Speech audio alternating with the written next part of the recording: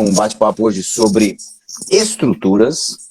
Vai ser muito bom, porque tem muita coisa dentro da estrutura, né? E muita gente tem muito interesse sobre esse assunto. Olá, tudo bem, William? Olá, Júnior. Tudo bom? Boa noite. Boa noite. Que Boa noite bom, a todos. Prazer aí. que bom te ver aí, que bom te ver, né? Obrigado. O William né, é um engenheiro aí competente, já trabalhou comigo, tá agora trabalhando aí sozinho. Ainda a gente tem umas parcerias, me ajuda nas obras aí, né? Ajuda a Isso. correr, fazer medição, né? Em obra da Caixa Econômica. E é um cara aí que começou, né? Faz pouco tempo, né? Você se formou quando, William? Formei em 2020. 2020, então. 2020 me formei no meio da pandemia. O último ano foi tudo online, né? Você, Daí eu trabalhei, né, o ano passado, tudo, né? Já estava formado. que bom. E aí na verdade, a gente se conheceu foi em 2021, né? Então você já estava formado, você tinha Isso. trabalhado na prefeitura, né? Isso. Ali foi, acho que foi muito bom que você pegou essa parte, né, dos trâmites, das documentações, projetos, entrada de projetos, né? Como eu fiz estágio lá, né? Me ajudou muito quando eu já saí de lá, já ter um norte, né? Já saber mais como as coisas funcionavam na vida real. Porque na faculdade a gente aprende umas coisas muito teóricas, mas essa realidade nossa é coisa que só fazendo mesmo para aprender. Sim, verdade. Que bom. E nós temos também o Lucas que vai participar, mas ele avisou que ele estava no trânsito lá, vai atrasar um pouquinho. E a gente vai começar já, né? Vamos começar a falar sobre essa parte Beleza? de estruturas. E, William, o que você gostaria aí de colocar primeiro? Vamos lá. Se a gente for começar falando sobre estrutura, a gente podia começar falando da base. Primeira Ótimo. coisa que tem é a fundação, numa casa, em qualquer construção. A não ser que o terreno esteja bem irregular, né? Sempre tem que dar uma aterrada e tal, mas a base mesmo de estrutura é a fundação. E para a gente não esquecer, né, já comecei falando, para a gente já entrar no assunto, o mais importante que a gente vê que muitos profissionais hoje em dia não fazem, né, é a famosa sondagem. Sondagem de solo, o pessoal não faz. Isso aí, ainda mais aqui na nossa cidade, né, Júlio? O É, pessoal pega e fala assim, não, pode uma estaca aí de 3 metros, é, tranquilo, é, mas pode variar dependendo do solo que tem no local, né? é verdade, é. Porque, na verdade, a grande maioria, né, das obras no Brasil é de pequeno e médio porte, vamos considerar médio porte, Sim, sim, casas grandes, vai, né, considerar como médio porte. Mas, realmente, né, a preocupação com a carga, ela acaba sendo, assim, muito como se está se fazendo, né? Qual que é o usual, né? Então, tem sim, também esse detalhe da observação, é importante. Às vezes você vai, vamos dizer assim, vamos dizer que você mude para uma cidade nova. Então, é interessante fazer análise do solo, claro, tudo. Mas nada também, por exemplo, quando você vai fazer o projeto, você ainda não tem ideia, até mesmo de ver a viabilidade, né? Ter uma ideia da fundação, como vai ser, você pode pesquisar, né? Você vai ali no bairro, sim, pergunta, vê como é que estão fazendo, né? E como que é. Então isso tudo faz parte da experiência também, né? De você ir claro. buscando informações para realmente facilitar, né? A hora que você realmente, depois de feito o projeto, né? Aí depois que você vai calcular, depois que você vai ver mesmo, né? Mas essa Exato. pré-análise é importante sim, de você conhecer e ver. E é claro, como você falou, né, a grande maioria das obras, principalmente no interior, são casas, né? São casas térreas, né? Às vezes faz um sobrado, e aí então se faz mais ou menos um padrão que se faz na região, né? É E é sempre um padrão. interessante, mas é interessante que assim, você vai viajando e você vê as mudanças, os costumes de cada região, como é feito, né? Alguns fazem, né, as estacas, como você falou, com, né, de 3, 4 metros, 6 metros, dependendo do local, e fazem, por exemplo, moldado em loco, né? Faz a perfuração, a perfuratriz ali, e depois faz uma ferragem e enche, né, de concreto. Agora, tem local que já coloca a estaca já com bate-estaca, né? Que é aquela que vai penetrando, né? Que, por exemplo, em Brotas, que é uma cidade próxima de Jaú, eles já preferem o bate-estaca. Então eu fui fazer umas obras lá, e aí o costume lá é o bate-estaca. Mas é interessante isso, porque a gente tem, né, na prática, ter essa análise, tá? É importante esse conhecimento, essa busca, né, da pesquisa, de saber como é que estão fazendo. Mas é claro, né, que precisa, sim, tomar os cuidados com a sondagem, o cálculo, né? Quanto, vamos dizer assim, às vezes a gente tem dificuldade com o próprio cliente, né? De falar, olha, vamos fazer pagar, né, um calculista para fazer uma fundação, né? Até mesmo uma estrutura, porque a gente sabe que o cliente ele vê como um custo, e a gente tem que muitas vezes mostrar, dependendo do porte da obra principalmente, e da complicação da obra ou do solo, né, que aquilo é um investimento, né, porque às vezes ele vai pagar aí, sei lá, 5 mil, 6 mil no projeto, mas aí ele vai ter uma estrutura garantida e muitas vezes ele vai gastar menos na execução, porque quando você não tem projeto, acaba exagerando. Normalmente é isso que acontece, exagerando, e aí vai gastar mais do que aqueles 6 mil e ainda vai ter a insegurança. Será que está de acordo, né? Exatamente. Então, o melhor caminho realmente é fazer, né, o que a norma pede, e justamente ela pede porque ela sabe qual é o melhor caminho. E se a gente seguir, é a tranquilidade que vai nos dar, né? E a gente sabe, pela experiência que tem, que na prática isso às vezes não acontece. Mas a gente tem que saber como que funciona para poder também direcionar, e principalmente em situações que realmente precisam. Então isso vem também com a experiência, e essa experiência é através da pesquisa, né? Muitas vezes o engenheiro novo fala assim, mas como que eu vou saber? Vai lá, pergunta, vê o vizinho, né? Conversa com o pedreiro. Normalmente as obras não tem um engenheiro ali na obra, né? Conversa com o pedreiro, faz amizade, quem sabe conversa com o pedreiro no sentido assim até de se apresentar numa próxima obra, você vai usar aquele pedreiro na tua obra, você vê que o pedreiro é bom, é experiente, tudo isso vai ajudar na prática, né, do dia a dia aí do engenheiro novo. Teve um caso bem interessante de uma vez, foi aqui em Jaú. Não foi uma obra minha, mas eu gosto de acompanhar várias obras em Jaú, converso com o pessoal, passo lá e vai trocando uma ideia. Que era assim, eles iam fazer essa famosa experiência, se não me engano, nas estacas de 6 metros de fundura que ia ter na casa. Só que o que acontece? Quando o solo é muito firme superficialmente, a sapata, né, é mais barata. Sapata é quando a gente faz aquele bloco, né, e não precisa de ter estacas. E, assim, se a gente... eu estudei bastante cálculo estrutural e tudo, então, se a gente for ver os custos, normalmente a sapata é mais barata. E o que acontece? Lá na obra, o pessoal, eles começaram a escavar para começar a fazer os baldrames, né, ia fazer elas moldado ali, né, in situ.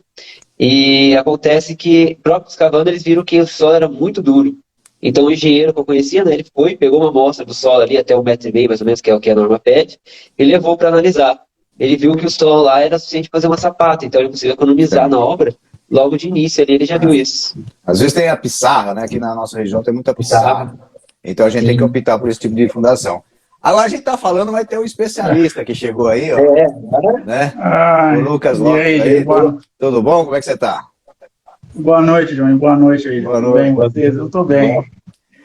Então, Lucas, eu não sei se você pegou, a gente estava comentando, né, que a gente sabe que na prática é difícil a gente seguir com rigor o que a gente precisa seguir, porque muitas vezes a gente sabe, os clientes, a dificuldade financeira, o Brasil está em desenvolvimento, então quem quer levar ferro e fogo não vai conseguir, vai passar, vai só ficar doente, né, vamos dizer assim, de preocupação. Então tem que também fazer pesquisa, análise, ver como é que estão fazendo e ver, né, e ter gente boa, mão de obra qualificada, experiente, né. Agora, Lucas, fala aí, como é que você tem feito cálculos aí, por exemplo, a fundação, por exemplo, é uma preocupação, porque assim, tem muitas variáveis, né, porque assim, a estrutura, como pilares, vigas, lajes, eu acredito que é mais a carga que vem de cima, né? Agora a fundação é justamente você transmitir a carga num solo que pode ser de diversas formas, né? Fala um pouco sobre isso aí. Então, né, que acontece? Eu acho que o principal, assim, né, quando você vai fazer um projeto estrutural, né, principalmente da fundação, é você ter conhecimento do seu solo, né? Porque não adianta nada você ter a estrutura lá toda certinha, calculada, você faz uma fundação, mas você não tem conhecimento do solo, né? Quando você vai fazer esse cálculo da sua fundação, então você tem que saber qual o seu tipo de solo, né, que está naquele local. E muitas vezes, como é que, por exemplo, eu que vou calcular uma fundação, vou saber qual o tipo de solo que tem, qual o nível de água, né, que muitas vezes se interfere na hora de execução, através do laudo de sondagem, né? Então, toda vez que chega um cliente para mim e ele vem querendo fazer esse projeto, né, eu enfatizo com ele que tem que ter esse laudo de sondagem, né? Porque o laudo de sondagem é um instrumento, né, que vai me dar conhecimento para eu dimensionar a minha fundação corretamente, né? E hoje no nosso mercado, né, muitas vezes o cliente vê esse laudo como um custo, né, que ele vai ter. Mas o que eu faço, né, muitas vezes com o cliente? Eu convenço ele, eu demonstro o argumento de que esse laudo, na verdade, ele não é um custo, ele é um investimento, porque se eu vou calcular a minha fundação, seja de um prédio, até mesmo pode ser uma casa térrea, sem o meu laudo, eu vou gastar mais na minha fundação, porque como é que eu vou fazer um cálculo para uma coisa que eu não conheço? Sim. E diante disso, eu vou dimensionar mais alto, né? O pior caso, então, né? Aí o que acontece? Muitas vezes você está lá uma casa térrea e você joga uma fundação lá que às vezes dá para até construir mais 2 andares em cima nessa casa, né? Mas por que acontece isso? Por causa que o projetista não tem conhecimento do solo. Então, para ele se resguardar, ele vai jogar o cálculo para mais. Não tem jeito, né? Porque quando você faz o projeto, você assina a RT, né? Você está assinando essa responsabilidade técnica, né? Da construção, né? Mas é isso que você falou. Então, é verdade, porque a gente tem, né, um coeficiente de segurança. Esse coeficiente de segurança é justamente por que existe? Porque é aquela margem do desconhecido.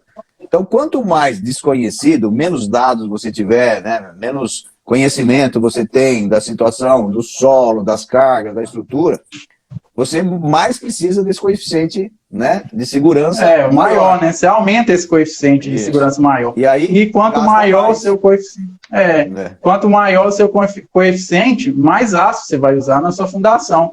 E quanto mais aço, mais gasto o seu cliente vai ter. Então, muitas vezes o pessoal vê como custo, mas não é custo, né? Às vezes você fazer uma obra sem sondagem fica mais cara do que você fazer ela com sondagem. O Cleiton perguntou aqui como combater a negativa do cliente.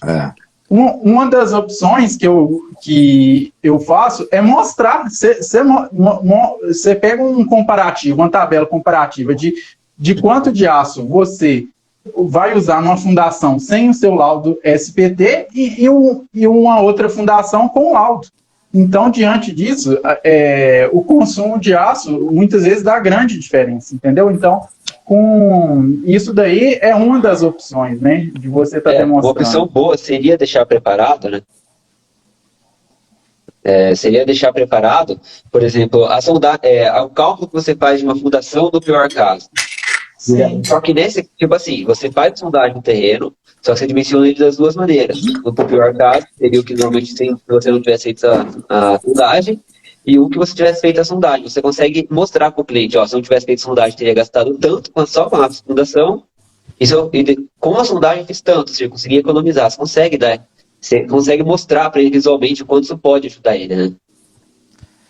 Porque quando você, como diz, você tem a conta no papel, né, e demonstra para o seu cliente, ele vai entender a importância desse laudo, né? E outra coisa também que você pode argumentar com ele é que é obrigatório por norma. A norma tem a norma 6118 e tem a norma de fundações também. As duas normas exigem o laudo de sondagem para você fazer um projeto estrutural.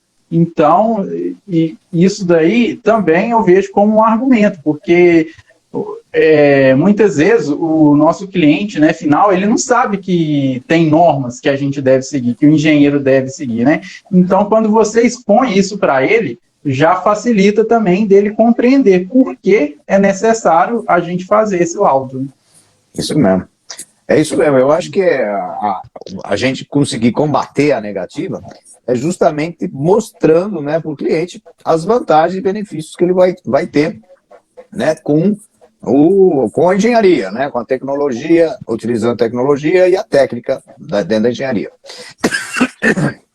Opa! E nisso é tudo, né? Principalmente, cada vez mais com o porte da obra aumentando, né? Quanto maior a obra, né, mais a estrutura, a diferença, vamos dizer assim, vai ser maior, né? Então, se você tem um prédio de 2 andares, de 3, de 4, de 5, essa diferença, né, vai valendo muito mais a pena, vamos dizer assim, sempre vale a pena, mas a diferença é muito maior conforme o porte maior da obra, e dá uma diferença muito grande, né? Então, não tem nem pensar em não fazer projetos estruturais em obras de portes, né, de sobrado para cima, tem que fazer, né? Eu sei que eu falo assim, todos têm que fazer, né? Mas eu falo assim porque a gente sabe da realidade. Não é tão simples você pegar uma casa terra, uma casa simples, uma casa de 100 metros, de 150 metros, e querer pagar, né, alguém fazer um cálculo estrutural. Eu falo pagar porque o cliente vai acabar pagando, né, ou para você ou para um colega seu, se você não for calculista. Mas a gente sabe que é difícil, né? Então a experiência também vai nos dando um pouco de tranquilidade para poder fazer.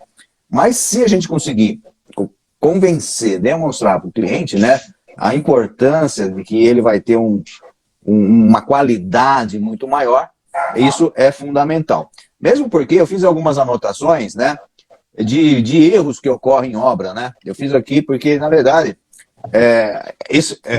a gente às vezes mostra pela dor, né, do cliente o porquê que ele precisa ter um cálculo estrutural, né?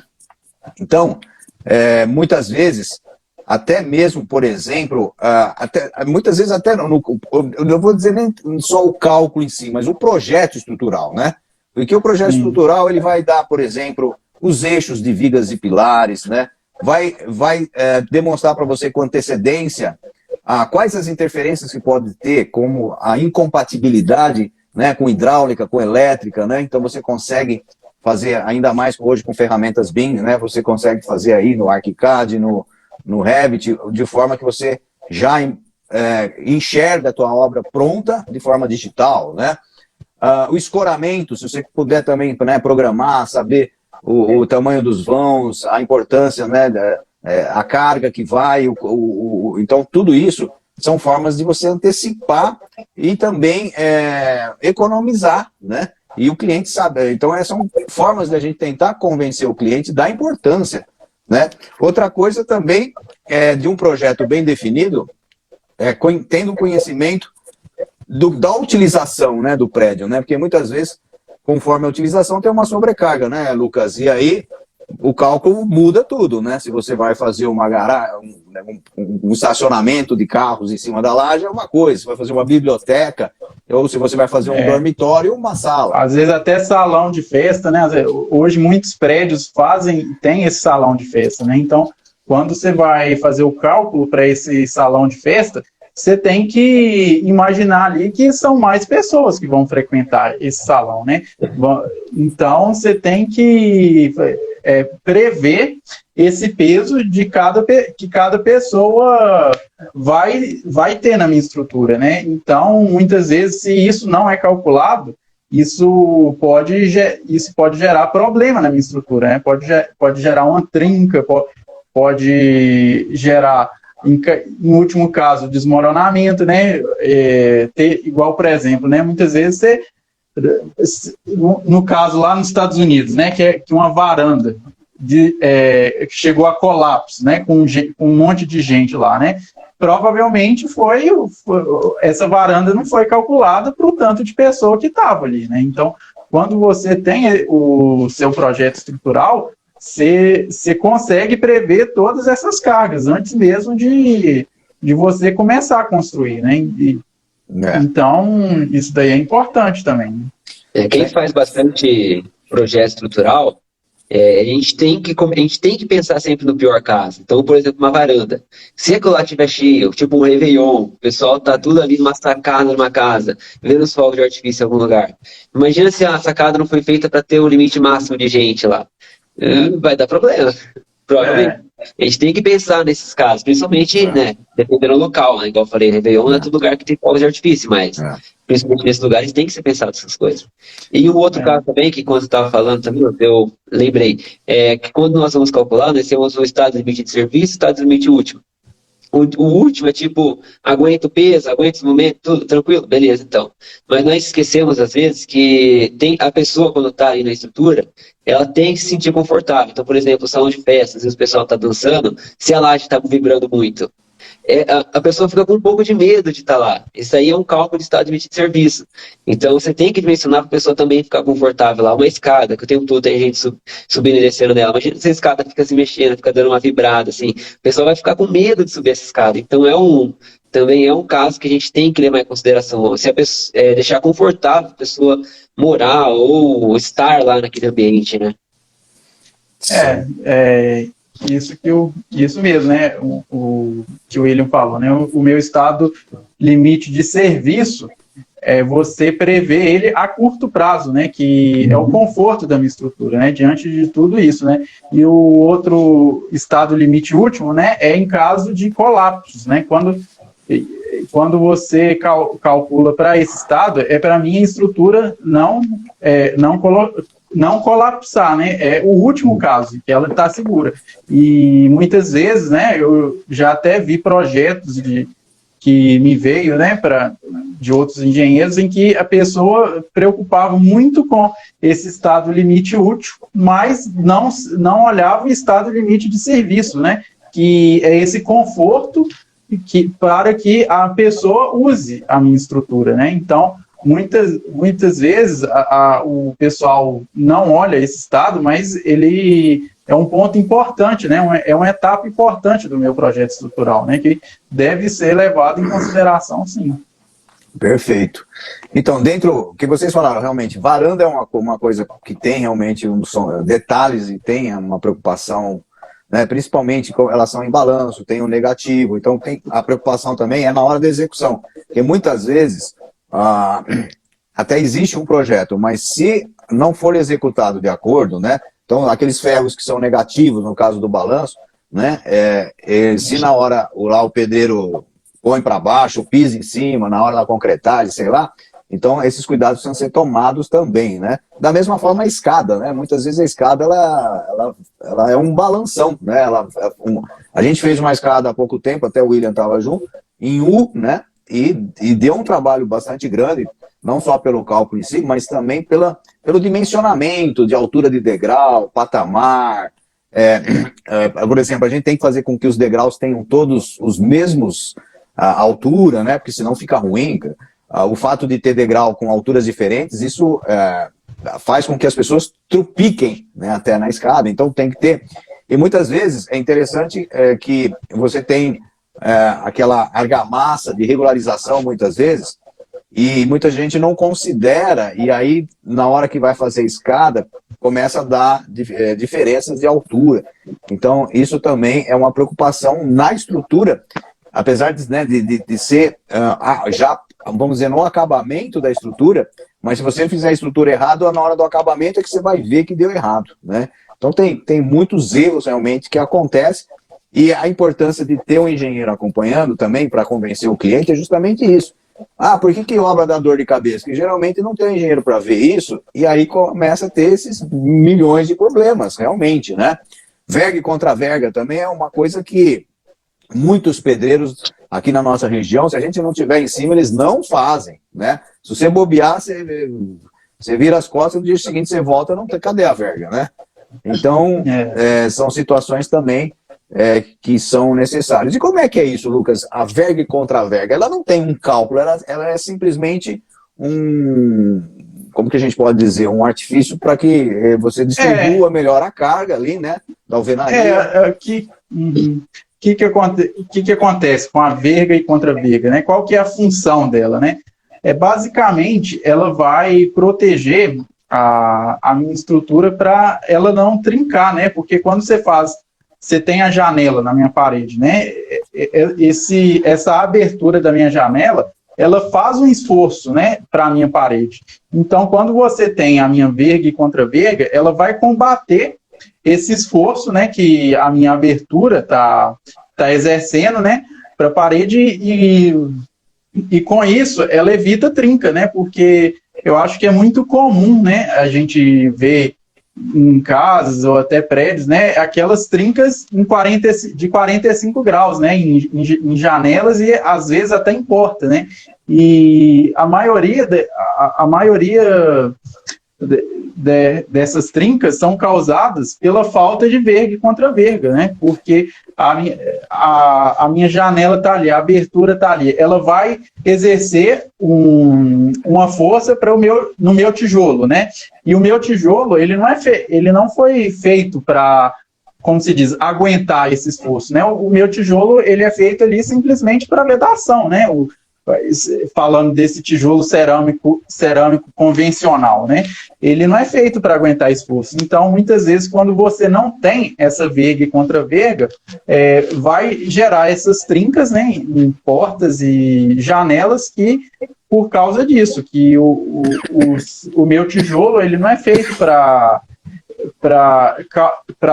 calcular, né, para resistir, né, a esse esforço, né, dessa abertura. Porque querendo ou não, essa abertura de janela e porta vai fazer, né, esse esforço na minha estrutura. Então, assim, eu acho que a explicação mais fácil, né, de entender, para você entender a função da verga e contra-verga é isso, ela está ali para proteger a abertura da porta e da janela para que não ocorra trincas, né? Sim, sim. Até o nosso colega também, o Jackson Nogueira, disse que as platibandas também são pontos, né, de problemas que geram nas ligações, né? No caso aí, a platibanda, ela às vezes não faz parte do cálculo, assim, porque no sentido assim, né? Porque coloca uns pilarzinhos, termina com uma canaleta, né? A gente usa muito canaleta, né? E aí é uma coisa muito empírica ali na hora, tal, né? E realmente a platibanda, se você não tomar cuidado, e muitas vezes até mesmo, ela às vezes não é alta, mas ela é comprida. E às vezes falta um local para dilatação, né? Precisa induzir uma junta de dilatação, né? O que você fala disso, Lucas? Junta de dilatação é um problema também, né? Muita gente não faz em muro, você vê muito trincas em muro, né? Eu acho que, por exemplo, quando eu vou nos meus projetos estruturais, né, eu sempre calculo, né, as minhas platibandas, né, porque essa platibanda ali é importante você ter o cálculo dela para ela não ficar em balanço, né, porque hoje muitas vezes o que acontece? A gente coloca, é muito usual você colocar laje treliçada, né, em platibanda, né, e se você pegar assim, os esforços da minha laje treliçada, ela não foi feita para combater o momento negativo que ela gera, né? Sim. Quando você coloca uma laje treliçada em balanço, é como você estivesse colocando ela invertida, né? Porque o meu momento negativo maior vai estar em cima, que é onde que eu vou ter menos concreto, né? E o meu concreto vai combater isso. Então, quando o ideal de você fazer essa platibanda é com uma laje maciça, se ela for ficar em balanço, ou então, se quiser colocar a laje treliçada, você coloca viga de bordo, né? Que assim essas vigas aí vão ajudar, né, a combater esses esforços negativos da minha estrutura, né? Sim. E com relação às juntas, né, de dilatação, né, que você tinha citado anteriormente, né? Quando você calcula a sua estrutura, né, você prevê um certo deslocamento dela, né? Porque você não vai construir ela vai ficar ali do mesmo jeito, né? Muitas vezes você tem a exposição do sol, então ela naturalmente ela vai dilatar um pouco, né? E então, para que você vai colocar essa junta, né, de dilatação? É para proteger, porque é como se fosse, por exemplo, vamos supor, quando a minha laje ela está exposta ao sol, quando ela aquece, ela vai expandir um pouco, né? Então, quando você tem essa junta de dilatação, ela vai suportar essa expansão, né? Mesmo que você é uma expansão mínima, né? Muitas vezes a gente está falando de centímetros ou milímetros, né? Que a minha laje se movimenta, né? Então, você colocar essa junta de dilatação, ela vai resistir, né, à minha expansão, né, da minha laje ou às vezes da minha viga, né, que para que não ocorra trincas, né, porque vão colocar um exemplo, né, em certo momento do dia vai estar quente, aí ela vai expandir, aí acabou o sol, anoiteceu, esfria, ela vai recuar, né? Então esse movimento de expandir e recuar muitas vezes vai gerar trinca na minha estrutura, né? Então quando você tem essa minha junta de dilatação, ela vai combater, né, esse esforço de expansão e retração e assim vai proteger para evitar trincas, né, na minha estrutura. Né? Na verdade, ela vai facilitar, né? Ela vai permitir que ocorra essa expansão, essa retração, né? De forma a não ter aquela... Eu acho que é de forma desordenada, né? Eu acho que... Sem puxar, né? Porque ela tem aquela folga, vamos dizer assim, que justamente permite, né? Essa movimentação permite essa expansão, é normal, né? De qualquer material, né? Qualquer material tem esse coeficiente de dilatação. Isso aí, então, é necessário. Muitas vezes a gente vê situações e tem gente que, não, mas não é possível, mas tem que entender que funciona assim. Então, se a gente sabendo que funciona assim, a gente já prepara, né, essas juntas, que é fundamental para que possa realmente trabalhar, né, o material possa trabalhar. O William, fala um pouco aí também. Por exemplo, a gente sabe que a parte de estrutura tem muito também da preparação do concreto, né? Por exemplo, o concreto, a gente, teoricamente, né, o usinado é o ideal, porque ele vem lá, né, com uma garantia de qualidade, por ser pesado, né, o cimento, a pedra, a areia, né, ter equipamentos mais adequados do que aquele virado em obra, que na verdade, muitas vezes a areia, ela tá suja, né? Às vezes tem material orgânico ali no meio, né?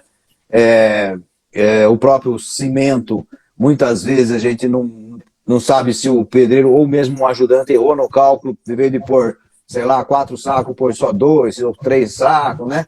Então, isso é uma preocupação nossa como engenheiro, que nós somos responsáveis, e na maioria das vezes a gente não consegue estar 24 horas, né, do dia lá na obra para ver se estão fazendo exatamente da forma que tem que ser feita, que a gente orientou muitas vezes, mas a gente não está ali a todo momento, né?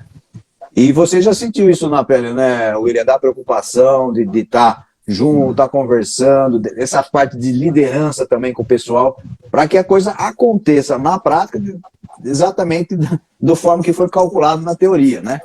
Esse aí é um cuidado que a gente tem que ter muito, né? E não apenas com o pedreiro, igual você falou, com os materiais que estão em obra. É bom a gente sempre pedir, porque quando a gente compra o material, né, o concreto usinado, eles fazem lá os corpos de prova, o SLAM, eles também fazem se pedir para fazer quando eles chegarem na obra. Então a gente consegue ter com rigor essa qualidade do concreto usinado. Mas normalmente quando a gente vai fazer o concreto virado na obra, é igual você falou mesmo, viu? Muitas vezes a gente pede a areia, né, a brita, ela fica ali no canto, ela tá no chão o tempo todo. Então, às vezes, com vento, poeira, tal, as coisas que vai juntando, vai aglomerando ali. Então, a gente vai lá, pega areia, tal traço, né, tal quantidade de cimento, tal quantidade de areia, tal quantidade de brita, e às vezes esse negócio tá sujo, então não vai ter resistência que a gente espera, mesmo o traço sendo comprovado que vai dar resistência, né? Uma coisa muito normal de serrar é a quantidade de água no concreto. Eu já vi casos de um traço que era para 18 litros, o pedreiro, né, colocou mais, então a resistência do concreto vai abaixar. E o que acontece também? Não só nesse caso na obra, né, mas quando nós estamos fazendo o cálculo da estrutura, tem tudo que a norma diz. A norma diz que se a gente cuidar com rigor da estrutura, conforme a gente está fazendo, a gente consegue adotar uma classe de agressividade mais branda no cálculo. Então, por exemplo, se a gente colocou um concreto FCK 20 ou 25 lá, provavelmente 25, né, na obra, a gente às vezes já considerou uma classe de agressividade mais baixa, porque é algo que pode ser usado se a gente tomar cuidado. Mas às vezes, exatamente por a gente não estar conseguindo estar na obra direto, é bom a gente tentar ir por esse, não diminuir essa agressividade mais branda que o concreto tem que ter, você tipo de 25 tem que ser 30, exatamente por causa disso. Além do mais, também já é difícil fazer um concreto FCK 30 com rigor numa obra normal, numa obra pequena, igual você mesmo disse. Alguns cuidados muito grandes, porque quando a gente vai fazer o concreto, até a betoneira tem que estar bem limpa, senão não vai dar para fazer a resistência que a gente quer. Mas igual você falou também, quando a gente faz as compras do material, vai fazer as compras desse material do concreto, a gente tem que lembrar do slump. Então teve um caso, né, que a gente precisou pedir um slump maior, né? Ele tem que deformar mais para ele ser mais fácil de trabalhar. Consequentemente, a gente vai ter que aumentar a água e aumentar a quantidade de cimento. Então, acaba que isso encarece também o concreto. São variáveis que a gente tem que pensar, assim, quando a gente vai fazer. Mas o que importa é que, pelo menos, o FCK correto que a gente tinha que ter, a gente teve na obra. E a gente facilitou também para os pedreiros também mexerem nisso. Uma coisa muito importante que você citou é essa trabalhabilidade com o pedreiro. Ir lá, conversar, estar junto com ele. Porque senão muitas vezes a gente não consegue passar o que a gente precisa que seja feito de verdade, se a gente não conversar com ele, se a gente tiver aquela, não uma intimidade, assim, né, mas aquelas, meio que uma simpatia com ele, né? Então, todas essas coisas faz parte do gerenciamento de pessoas, né, igual você falou nessa parte, tudo faz parte da obra, né, tudo faz parte do que deve ser feito. Perfeitamente, Porque, assim, a pior coisa é você ter um projeto muito bem feito, né, calculado, tudo perfeito, e chega na hora da execução, engaveta aquilo e vai fazendo do jeito que for na obra, né? Isso, infelizmente, acontece, né? Então, não só em estrutura, mas qualquer outro tipo de projeto. Muitas vezes, até mesmo um projeto arquitetônico acaba virando outra coisa a casa, né? Mas, por isso é importante, né? O que a gente fala muito, é bom, mesmo que a pessoa seja um calculista, né, mais especializado e tal, é bom ir lá na obra, vai ver, vai sentir, né? O projeto de um calculista ele vai ficar melhor o quanto mais ele também puder saber o outro lado, né? Como é que funciona lá na obra, né? Como é que é visto aquele projeto, como é que o pessoal de lá na obra enxerga aquilo, será que está enxergando do jeito que ele quer transmitir, né? Como é necessário ser feito, né? Então, isso tudo é realmente bastante importante. Por isso que quando tenho pessoal que vai fazer estágio, eu procuro sempre mostrar os dois lados, né? Aí depois, né, se ele quiser se especializar, vai se especializar. Mas no estágio é importante enxergar o lado do escritório, né? E o lado realmente ali já da execução, para ver aquilo, né? Como está sendo feito, e muitas vezes, com certeza, o projeto vai melhorando né, conforme esse conhecimento de como é lá no campo. Né, Lucas? Você também toca a obra, Lucas? Ou você está mais no escritório? Não, então, de vez em quando eu faço visitas, né? Como eu mexo mais, né, com essa parte de projeto estrutural. Sim. Muitas vezes, assim, quando eu posso, eu incluo algumas visitas, né, lá na obra, até mesmo para mim estar fiscalizando, né, como que está a execução, né, do projeto. Sim. E também você vai aprendendo, né, porque eu acho que o principal de fazer o projeto é você fazer um projeto executável, né? Porque não adianta nada você fazer, como diz, o projeto lá, seguindo a teoria toda correta, segue a norma, mas se chega lá na obra, o pedreiro, o armador não consegue executar seu projeto, né? Então, uma questão, né, importante que eu vejo é você fazer um projeto executável, né?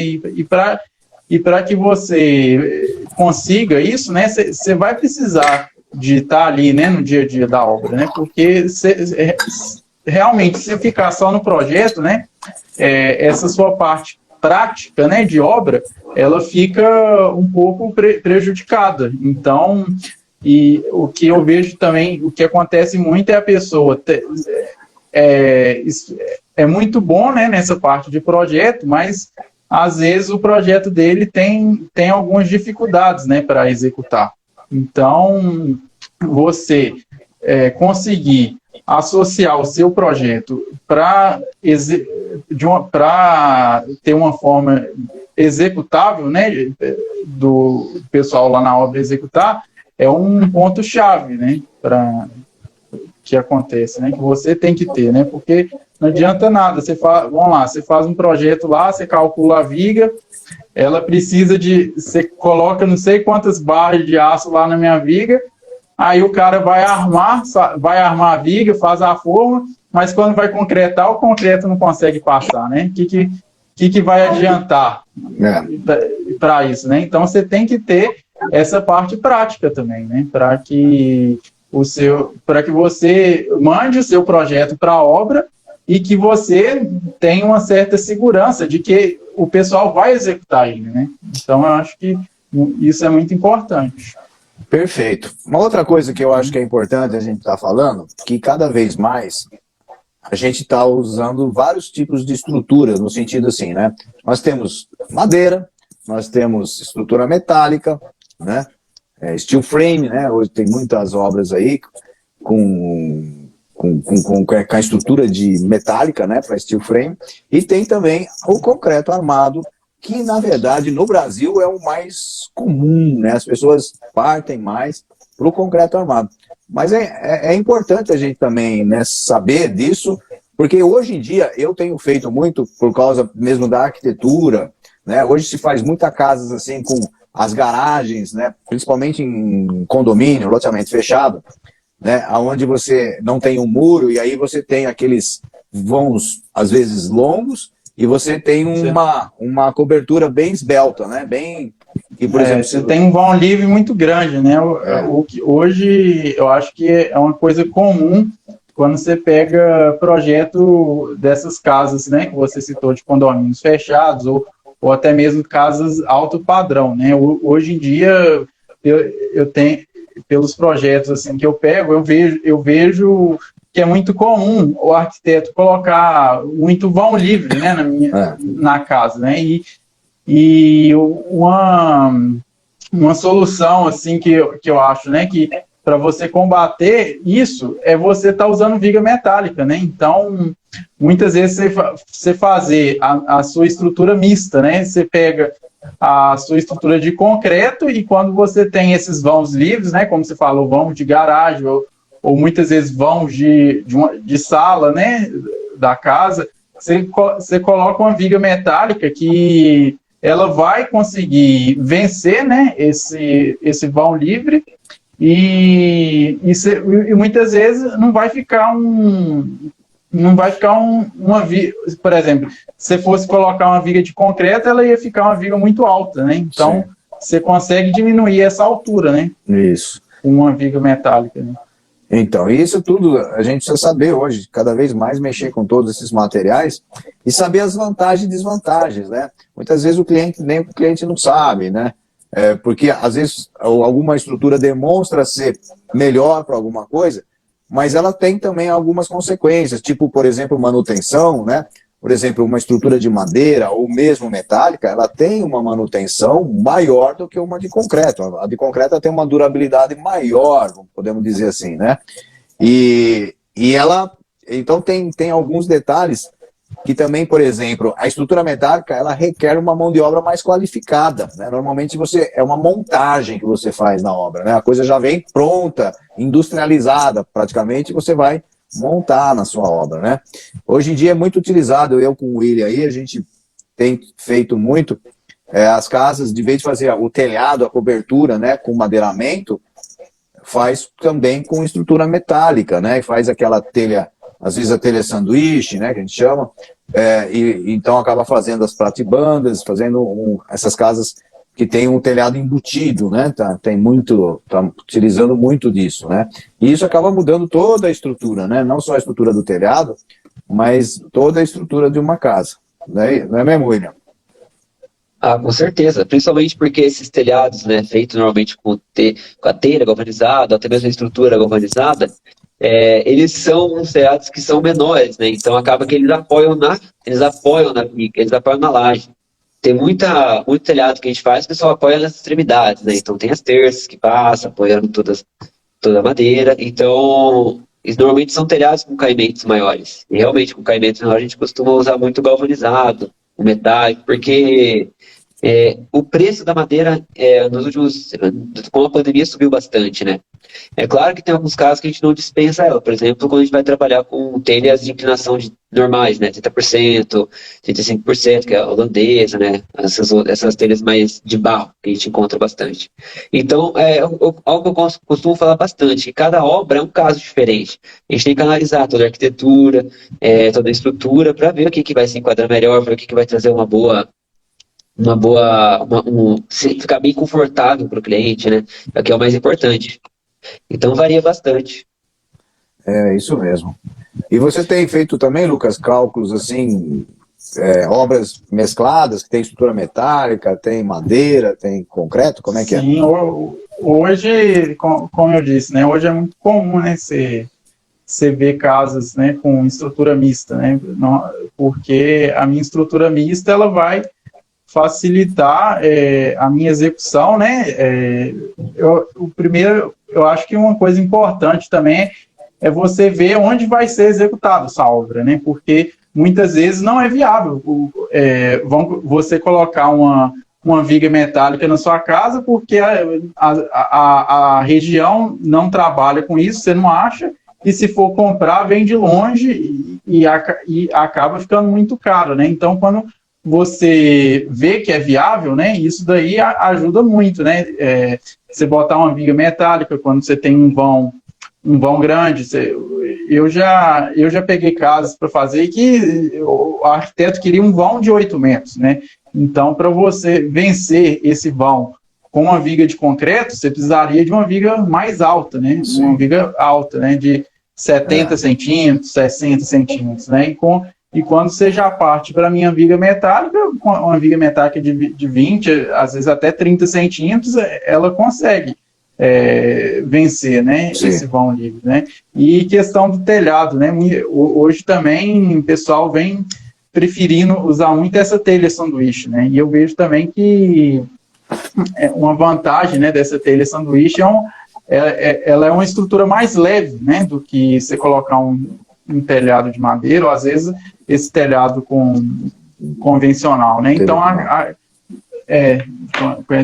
então quando você tem uma estrutura mais leve, isso acaba favorecendo a sua estrutura, que você não vai precisar colocar, por exemplo, uma laje mais grossa, ou às vezes uma viga, né, mais grossa, para estar suportando o peso, né, desse meu telhado, né? Sim. Olha, que legal aí, ó. Tem o Ângelo de Jaú aí, pelo jeito é o contato aí com o William, né? Ele está aí parabenizando, né, o suporte que o William dá na obra dele, né? Então isso é muito bacana também, o reconhecimento, né? No sentido de que a gente luta, e é importante entender que são muitos itens, né? A gente trabalha com mais de milhares de itens, né? Dentro de uma obra. E muitas vezes a gente acerta 99%, uma coisinha que ficou, aí o cliente vai lá e fala só daquilo, né? E aquela coisa que ficou, muitas vezes não é que seja erro, são situações que ocorrem mesmo, justamente devido à quantidade enorme de materiais que tem numa obra. Do mesmo jeito que, como a gente fala do concreto, a gente citou, né, a preparação de um concreto, quantos itens que tem, né, quantas preocupações que tem, desde da areia, a qualidade da areia, a qualidade da água. Muitas vezes é usado a água de forma errada, a quantidade, ou se não, pega aquela água suja que fica lavando as coisas, pega ali, né, de vez de pegar uma água limpa. Então, tudo isso vai afetar na tua obra. E muitas vezes, o cliente às vezes não tem essa noção da importância, né, de estar observando todos esses detalhes. E é interessante esse negócio da altura da viga também, porque o concreto ele é muito pesado, realmente. Ele só para suportar. Eu já tive cliente que falou assim, não, você só vai fazer uma viga, mas não vai ter nada em cima. Eu falei, não, mas só o peso próprio da viga de um concreto já necessita de uma altura mínima, né? Porque é o seguinte, tem gente também, eu já tive obra que eu falei assim, ó, vamos fazer uma viga aqui, era um vão assim, tipo de 8 metros, alguma coisa assim, de uns 70, porque vai ficar, que vai ficar melhor, tal, vai ficar mais econômico, né?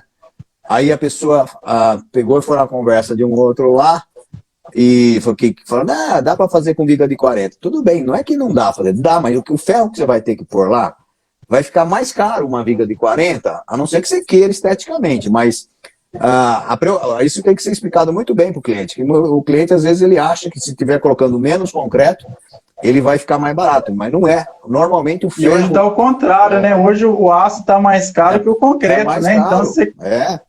E aí não se compensa. você conseguir economizar no aço... Então, tem tudo isso, né? Que são detalhes que o leigo não sabe, né? A live eu acho que continua durando só 1 hora, porque eu estou vendo aqui que está falando. Agora começou a mostrar aqui, tem 1 minuto e 20 segundos só, tá? Não, acho que aumenta, parece. De qualquer maneira, se cair a live, eu já quero agradecer vocês. Dizer aí para quem está assistindo que tudo isso que a gente está falando, né? Eu até puxei aí como mediador, porque tanto o Lucas como o William são alunos, né, da nossa escola, que tem escola de arquiteto, engenheiro, empreendedor. Dizer aqui que eu tenho também livro, quem quiser, um livro que tem tudo isso que a gente falou e muito mais, porque na verdade o livro é empreendedor, né, na engenharia civil, e tem não só essa preocupação técnica que a gente falou hoje, mais da parte técnica, mas principalmente também da parte estratégica e também da operacional, que a gente falou também um pouco, né? Não adianta nada ter um cálculo bem feito, um projeto bem feito, se lá na obra a coisa não acontece como tem que ser feito, né, com liderança, com respeito, né, com você mesmo jovem chegar com autoridade, né, no sentido técnico, né, do respeito realmente, né, e de você saber lidar isso, muitas vezes, com um mestre de obra muito mais velho que você, né, mas que ele percebe que você vai... Então, estamos voltando para fazer uma despedida, né, nós fizemos aí 1 hora de live falando sobre estruturas, erros principalmente, né? Falamos sobre erros, vantagens, desvantagens de madeira, metálica, e também falamos sobre as dificuldades na operação, na obra, né? Não só no projeto, na execução, mas também quando ele é executado. Eu vou agradecer aqui também, o Jackson está sempre aí, entrando sempre com a gente, é um cara aí, parceirão, sempre contribuindo também, compartilhando conhecimento, né, das experiências dele, principalmente experiências de obras, né? O Jackson tem muita experiência em obra. Fala, Lucas, tudo bem? Fala, Júnior. Voltamos, né?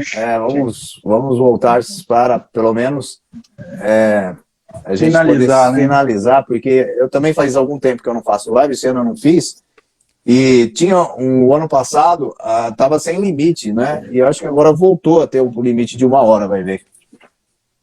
Parece que voltou sim esse limite, né? Então, né, William? Beleza? Que bom. Obrigado por ter voltado. Eu, além de agradecer a vocês dois que, né, de pronto aí aceitaram, né, porque foi uma iniciativa minha e vocês... E dizer que eu fico feliz da vida de ver o progresso de vocês.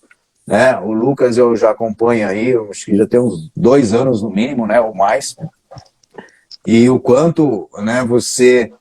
evoluiu, não só no conhecimento, que deixa muito claro aí, nessa especialização que você cada vez mais, né, tá aí demonstrando conhecimento, como também na desenvoltura, né, cada vez mais. Eu assisti muitas lives suas, você sozinho, e não é fácil, né, e aí por isso que você está bem desenvolto hoje em dia, né, porque você teimou, fez, né, que nem o Diego também, o Diego Miranda é outro colega nosso, aluno aí, que também fez várias lives e isso é assim, né? Eu também tenho dificuldade, todo mundo tem dificuldade, depois a gente vai ficando mais natural, né, diante dessa câmera aí e falando. E o William também, foi muito bem, William, parabéns aí, agradeço muito vocês. De nada, Júnior, eu acho que cada um contribuindo com o que pode, né? Essa questão aí que você falou, né? De fazer live, né? De fazer vídeo. Eu acho que é a gente fazer, né? Como diz, com a prática que a gente vai melhorando, né? Então, quando você se propõe, né? A fazer, aos poucos você vai melhorando isso, né? E essa evolução minha também tem muito da sua contribuição, né? Que desde lá de trás, né, eu venho acompanhando você, as suas aulas, né? Sou aluno também do seu curso, né? Que vem trazer, né, muito dessa visão empreendedora, né, na engenharia, né? Porque muitas vezes a faculdade não te ensina, né, esse outro lado empreendedor, né? Pelo menos na época que eu fiz faculdade, a faculdade não me mostrou isso, né? Então, quando você sai no mercado de trabalho, você fica um pouco com receio, né, de estar empreendendo, porque muitas vezes você não se sente seguro, né? E eu acho que com seus bons anos, né, de experiência aí na engenharia, experiência prática, experiência de projeto também, né, que você já teve, isso ajuda, né, a gente a ter mais segurança, né? E questão também do nosso grupo lá, né, de outros engenheiros, né, que fizeram o seu curso, né, é um network muito bom, que você tem contato com gente do Brasil todo, né, então e você tem esse suporte, né, isso te facilita, né, e até questão, quando você tem uma dúvida, né, em relação a alguma obra, você coloca lá no grupo, o pessoal responde, está ali de prontidão, né, aberto, né, para tirar suas dúvidas, né? Então eu acho que é um grande diferencial também, né? Então é muito bom contar, né, com esse suporte. Que bom, Lucas, isso é bom ouvir, porque a gente faz por isso mesmo, né, por ter essa amizade, essa troca, ter a possibilidade de compartilhar, que, né, o Jackson também, né, que é mais maduro aí, né, de dividir o conhecimento com vocês mais jovens e saber que vocês aproveitaram disso, né, com certeza acelerou o processo, né, vocês iam aprender do mesmo jeito um dia aí, mas acelera, né, você em menos tempo você acaba adquirindo um conhecimento mais rápido, que o que a gente procura colocar dentro, né, da minha filosofia é uma forma meio generalista do todo, mas mostrar o que é mais importante, né? Mostrar o 20% mais importante de cada coisa, né? Que é a mesma coisa que quando você vai pegar um manual, você não precisa ler o manual inteiro para você saber mexer, por exemplo, no celular. Você vai direto ali onde você quer. De repente você quer só mexer no WhatsApp, você vai direto no WhatsApp. Então, a ideia é essa, né? Você não precisa ter o conhecimento de 100% de toda a engenharia, de todas as áreas, para você começar a trabalhar. Tem que pôr em prática, né, com um conhecimento mínimo. Eu acredito que, eu sou da filosofia que você tem que ter uma ideia geral para depois você se especializar.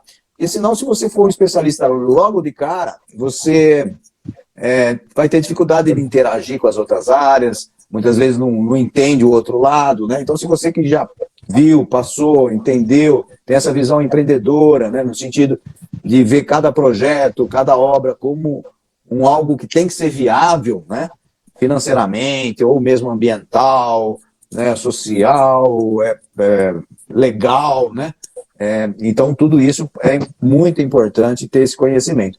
Por isso que eu mostrei, né, que tem o livro aqui, que quem quiser dá um toque. É um livro que eu lancei em agosto do ano passado, esse quarto livro, e eu tenho tido bastante retorno, é muito gostoso, porque nada mais é do que tudo isso mesmo que a gente está falando, né? Só que de uma forma aí que quem adquirir o livro vai ter mais tranquilidade, mais tempo, né, para ver, rever e executar mesmo, colocar em prática tudo isso. Não é isso aí, William? É isso mesmo. Primeiro eu queria agradecer o Ângelo, né, que assistiu aí a nossa live, é um cliente, um irmão meu, amigo, que me deu a honra de estar acompanhando a obra dele, então estou ajudando ele lá com toda a parte, né, ele está ampliando a casa dele, então estou ajudando ele em toda a questão, desde o início até o fim da obra. Mas é isso aí que você falou mesmo, Júnior.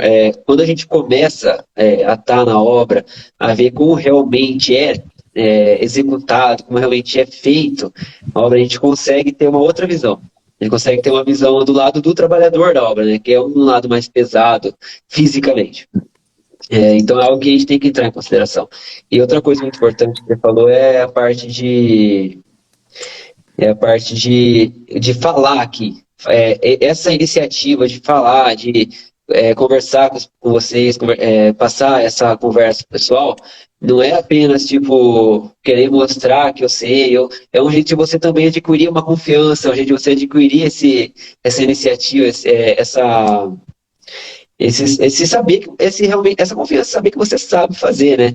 Então, não é apenas, estou aqui conversando e tô falando, não, eu tô me melhorando, né? Eu tô falando aqui, eu tô treinando para eu conseguir passar confiança, para eu conseguir ter aquela imagem de um engenheiro que sabe fazer quando eu for lá conversar com o pedreiro, ter essa confiança dele, né? Saber conversar. Então, é algo muito importante isso aí. Isso mesmo. A melhor forma de aprender é quando você está ensinando, compartilhando o seu conhecimento.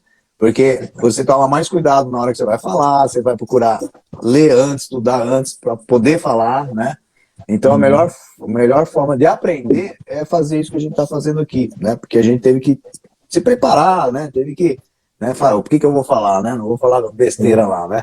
Então, isso é muito bom. E, ao mesmo tempo, isso que você falou, ele é muito importante mesmo, porque na hora de você encarar o cliente, encarar o funcionário, né? Encarar lá o pessoal de obra, se você tiver tranquilidade, saber argumentar, falar, né? Então a comunicação é fundamental para o engenheiro empreendedor, né? Para qualquer profissional que quer se desenvolver na carreira, porque a comunicação é onde você vai conseguir o respeito, a pessoa vai te dar crédito como alguém que entende que é uma autoridade no assunto, né? E tudo isso, então, valoriza, até mesmo para você poder ganhar mais, né? Muitas vezes você vai fazer o mesmo serviço, mas se o cliente sentiu firmeza em você, você pode passar um preço mais alto que ele vai te pagar, né? Porque ele confiou em você. Muitas vezes ele tem um concorrente ali, passa um preço mais baixo, mas ele quer fazer com você, porque ele sentiu segurança em você, ele percebeu que você desenvolve bem, que você sabe. Então, a gente, por natureza, o engenheiro, né? Engenheiro civil, ele é um ser mais tímido, né? A gente vê o arquiteto, ele é mais de humanas, ele tem um lado mais desenvolto, né? E nós somos mesmo mais fechados, nós temos mais dificuldade, o nosso raciocínio é lógico, é matemático, né? E se a gente não desenvolver, se a gente não sair dessa zona de conforto, a gente não tem sucesso, né? Porque o engenheiro que é muito técnico, muito especializado, ele tem que ser muito bom para ter sucesso, senão ele vai ficar ali meio escondido, né? Então ele tem que pôr para fora, tem que sair, tem que se mostrar, tem que ser valorizado, mostrar benefício, valor, né, no seu serviço, para que as pessoas confiem e paguem, né? Paguem bem por nós, né? E é isso aí. Valeu então, pessoal. Muito obrigado. Muito obrigado. Eu acho que é isso mesmo, né, que você falou, né, Júnior? Hoje, diante, né, do nosso mercado de trabalho, diante da construção civil, se você não souber se comunicar, fica mais difícil, né? Então, quando você tem a segurança, você tem essa comunicação bem desenvolvida, você passa isso também para o seu cliente, né? E é o que você falou, o cliente muitas vezes seu preço é mais alto que o do concorrente, mas o cliente vai em você porque sentiu segurança, você sentiu segurança, né, ao conversar com ele, você sabe do que você está falando, você demonstrou para o cliente que você vai executar a obra dele bem feita, que você vai ter qualidade, né, para ele, você vai, como se diz, tirar a dor de cabeça dele, né? Então, isso daí é muito importante mesmo, né? E também só destacar nessa questão que você falou, né? Essa visão ampla, né? Que você tem que ter da engenharia, né? Isso daí, eu acho que até facilita para depois você se especializar, né? É você, como se diz, conhecer um pouco de cada área para saber qual área que você tem mais afinidade, né? Então, quando você tem essa visão ampla, né? Essa visão empreendedora, vai te facilitar caso escolher, você né? queira. Você saber escolher, você né? queira. Você não conhece, como é que você vai escolher um nicho que você nem conhece? Então tem que ter uma visão. Tem que ter. Muito bom. É isso mesmo. É. Então, gratidão aí por tudo. Eu acho que foi um bate-papo assim, bem enriquecedor para todo mundo expor aí os assuntos e é isso que a gente tem que fazer, né? É demonstrar um pouco, né, expor os nossos conhecimentos para que cada vez mais a gente venha melhorando, né, o nosso mercado de construção civil. Exatamente. Valeu, pessoal. Valeu, até a próxima. No fim, a gente falou aí quase 1h30. Valeu. Tudo de bom para vocês. E Tudo de bom. amanhã, Valeu. eu só quero avisar aí, né, se as pessoas aí, que a gente vai fazer live todo dia. Então, amanhã vai ter também, quarta, quinta, até quinta, na verdade. Segunda, terça, quarta e quinta. São 4 lives aí, quem quiser. Cada dia tem um assunto novo aí. Eu vou estar colocando no Instagram e aí é só participar. Valeu? Até mais. Valeu, Júnior. Valeu, William. Até mais, obrigado. Até mais. Até mais, tchau, tchau.